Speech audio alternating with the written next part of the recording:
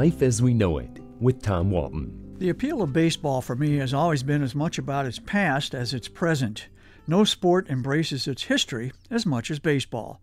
The boys of summer is a cliche and a mantra. Unfortunately, what the game does not provide so much anymore are the characters, the guys who intentionally or otherwise stood out from the crowd with their humor, their quirks, their idiosyncrasies. Today's players are businessmen first, ball players second, and the game is lesser for it. Most fans know about Yogi Berra's flair for a funny line. Speaking of a restaurant in New York, Yogi once said, "Nobody goes there anymore, it's too crowded." He said of a player who batted both right-handed and left-handed, "He's amphibious." Trying to explain the afternoon shadows in Yankee Stadium, Yogi noted that it gets late early out there. I think old Yogi knew exactly what he was saying and did it for laughs. I'm old enough to miss him. Yogi may have given the game its most memorable lines, but he was hardly alone. Kansas City Royals relief pitcher Dan Quisenberry might have been a close second. Here are a few Quisenberries.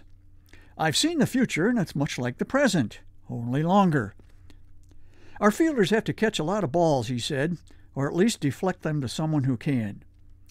Casey Stengel also deserves mention. During his years managing the Yankees, he warned his barber, "Don't cut my throat.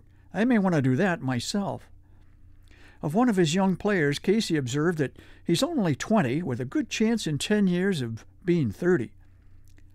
Lefty Gomez was asked once if he threw a spitter, an illegal pitch. "Not on purpose," he said, "but I do sweat easy." Red Sox pitcher Bill Lee had one of baseball's more colorful nicknames, the Spaceman, back in the 1970s. It was richly deserved.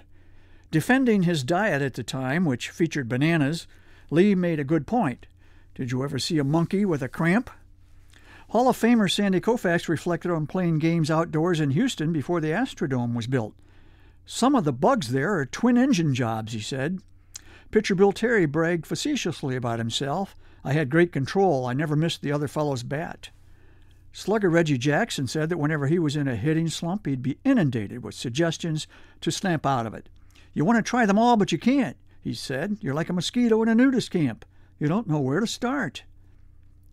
Umpire Ron Luciano observed that whenever an umpire reminisces about his career, he inevitably begins every story with the same line, "It wasn't funny at the time." A former San Diego second baseman named Tim Flannery acknowledged he was superstitious during a 14-game hitting streak. "Every night after I got a hit," he said, "I ate Chinese food and drank tequila. I had to stop hitting or die." Perhaps my favorite of all is a quote from team executive Clark Griffith bemoaning the futility of his pitchers. "The fans," he said, "like to see home runs, so we have assembled a pitching staff for their enjoyment." They say that Major League Baseball attendance is down again this year. Maybe we need more guys like Yogi and Bill Lee.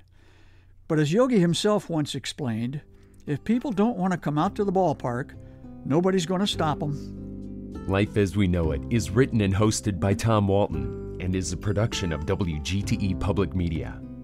Life as We Know It with Tom Walton can be heard on WGTE FM 91 every Monday afternoon during All Things Considered at 5:44 p.m. Or hear past episodes at WGTE.org/life.